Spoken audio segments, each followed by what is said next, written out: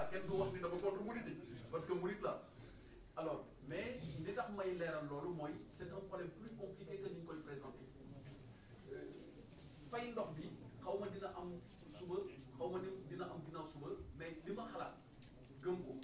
mooy tôt ou tard problème la boo xam ne tamit dinañ ko teg ci table bi problème mu fay ndox Touba tôt ou tard dinañ ko teg ci table bi parce que bu dee village la ñu bañ a fay ndox mu nekk ay tuuti nit nekk ci village bi bokkul ak ay millions peut-être contribution volontaire la nit ku nekk yow yaay xool li sa xol attan ak li nga yaakaar ne mën nga ko joxe maawu rahmati loolu lay doxee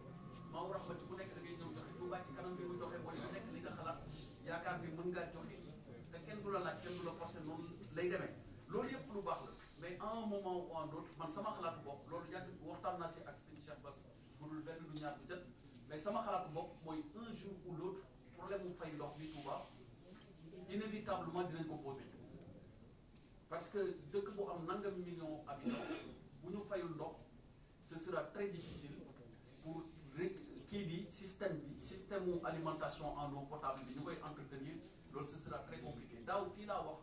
ci réunion bi ñu def ni état bi fay na ci 13 milliards ci facture pour eau potable mais kooku il faut que nit yi aussi ñu plus tard ak sëriñ bi ñu waxtaan ci ak sëriñ bi xool nu ñu si jéem a trouver ay solution loolu mooy li nga xam waaye bu dee wàllu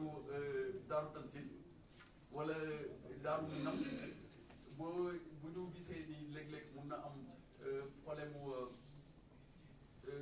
distribution si courant bi li koy waral comme li waa Sénélec bi waxoon léegi su fekkente ni dañoo am capacité nangam yu ñuy joxe ci courant bi bu déwénee bu ñu ñëwaatee dina am kër yu fa yokk dina am climatiseur yu fa yokk dina am yeneen appareil yu fi yokk loolu it moo tax ma leen doon laaj léegi ni leen yan matuwaay ngeen